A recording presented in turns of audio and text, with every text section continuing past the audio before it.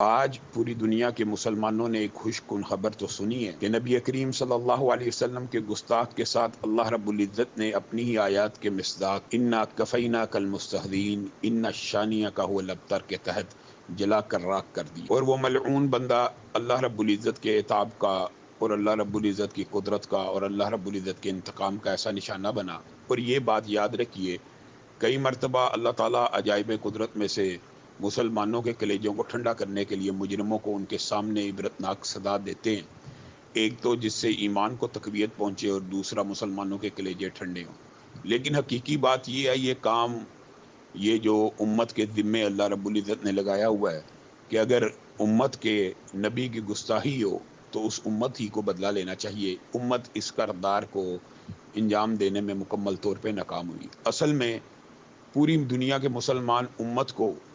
اس بات کو مد نظر رکھنا چاہیے کہ بے شک یہ خوشی کی خبر ہے، بے شک اللہ رب العزت نے اس کو عبرتناک سزا دی ہے، لیکن آپ کی اور میری اس میں کنٹریبیوشن کیا ہے؟ کیا ہم نے رسول اللہ صلی اللہ علیہ وسلم کے فرامین اور صحابہ کے جذبے اور امت کے اجماع اور اتفاق کے مطابق گستاخوں کے ساتھ کوئی معاملہ کیا یا ان کے خلاف صحیح معنوں میں آواز کو اٹھایا؟ ہم تو وہ لوگ ہیں جنہوں نے اپنے ملک کے اندر سے پیٹنٹ جو گستاخ ہیں، جن کے بارے میں کسی کو شک و شبہ نہیں، ان کو یہاں سے رہا کروا دیا، اور رہائی کا کریڈٹ ہمارے حکمرانوں نے اپنے سر پر لیا۔ تو یہ بڑے دکھ اور افسوس کی بات ہے کہ ایک فقہی قاعدہ جو ہے کہ من سب نبی فاقتلوہ، جو کسی نبی کو گالی دے اس کے سر کو تن سے جدا کیا جائے، اور نبی کریم صلی اللہ علیہ وسلم کی احادیث کا مفہوم ہے من سب اصحابی فجلدوہ، جو میرے کسی صحابی کو گالی دے اس کو کوڑے لگنے چاہیے۔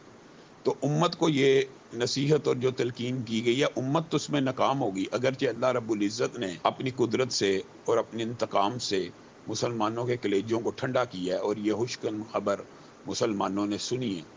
لیکن مجموعی طور پہ امت کو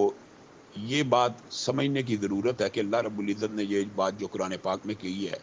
کہ ملعونین اینما ثقفوا اخذوا وقتلوا تقتیلا، کہ جو توہین رسالت کا مرتکب ہے اس کی سزا تو اس کو اچھی طرح قتل کرنا ہے۔ تو ہمیں اپنے ملک کے قوانین کے اندر بھی اور پوری دنیا کے سامنے بھی آزادی اظہار کے جو بوگس نعرے ہیں ان کے سامنے یہ بات رکھنی چاہیے کہ یہ ہیٹ سپیچ ہے، یہ نفرت والی بات ہے، یہ آزادی اظہار نہیں ہے، یہ کسی کے سینٹیمنٹس کو مجروح کرنا، 1 ارب سے زائد مسلمانوں کے دلوں کو مجروح کر دینا،